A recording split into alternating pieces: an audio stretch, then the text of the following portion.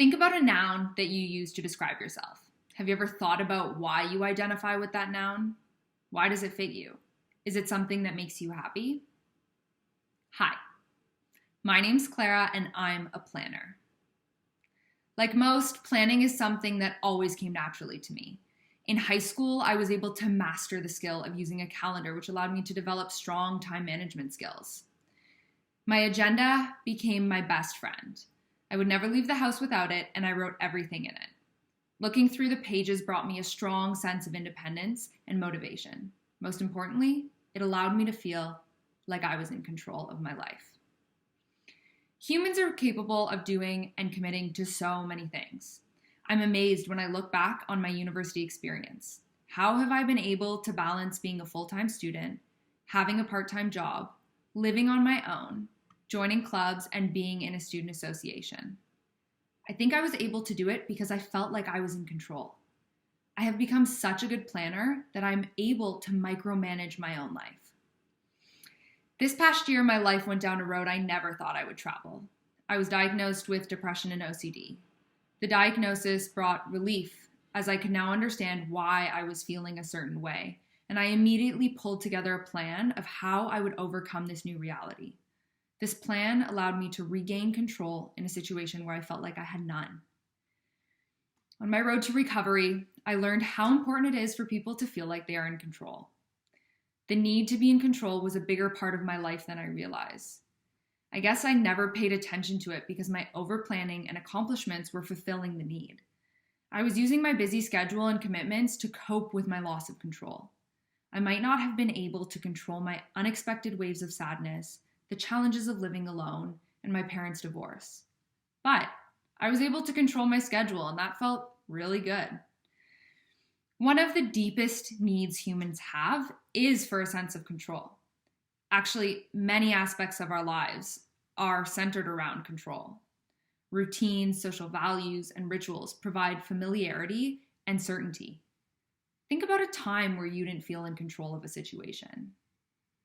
You probably felt an unpleasant tension and feelings of anxiety. This is because people don't like feeling powerless.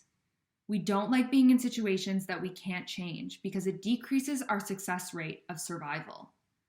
Also, when you're not in control, you are likely to feel more vulnerable and feel emotions, including pain, at a deeper level. We actually don't need to be in control all of the time. We just need to have a sense of control. Locus of control explores the two ways people can have control. It can come from within or from others. For example, parental figures in your life can provide a sense of control you need, which is an example of external control, but can also come from within, which is internal control. When you experience loss of control, you're most likely to feel overwhelmed, stuck, and adrift. You may also struggle to make choices and decisions. The world is moving and changing so quickly that it's almost impossible to constantly adapt to the new normal. With technology, family, and life in general, we are being pulled in so many different directions. Now, for the moment you have all been waiting for. There are actually approaches you can take that will fulfill your need to control.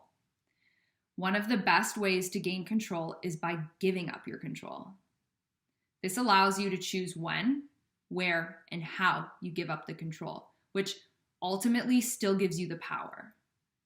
Also, changingminds.org explains that when you do this, others around you are more likely to follow and give up their control to create balance in the situation.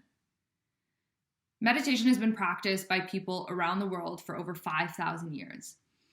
Those around me who practice claim that it changed their lives by keeping them grounded and in tune with themselves. Recently, I decided to give it a try. I used a brain wave monitoring device called Muse to learn how to meditate, and I promise you, the rumors are true. Meditation has positively impacted many aspects of my life. It has taught me that even when you feel overwhelmed due to a lack of control, that I'm still in control of myself. I'm in control of my emotions, temper, reactions, and perspective. It's easier said than done, but it's important to remember that the only thing you have control over is you. Natasha Riz explains that you can control how you respond to people and your environment. You can control how you feel. You can control your emotions, and you can control the feelings you have about the thoughts that wade through your mind. Control is also an illusion. Even though we might feel like we are never completely in control. I'm not saying this to stress you out, but it helps me put my need for control into perspective. Remember, we can only truly control ourselves. When I feel out of control, I often distract myself with excuses. I comfort myself by saying that I'm just tired or that I'll feel better as soon as I finish a task. These excuses are my brain trying to fill my need for control by justifying why I don't feel it. The important thing to understand is where your need for control comes from and what you do to compensate for it. This will allow you to reflect and give you the chance to correct your behavior. This will also allow you to be more genuine with yourself, increase open-mindedness, and be able and available for spontaneous opportunities. Direct your need to feel control in a productive way by reminding yourself what you are in control of. The global pandemic is teaching us that there are so many things that we cannot control. I'm learning to live life at a slower pace and more in the moment. I'm finding happiness in elements I wouldn't have usually paid attention to.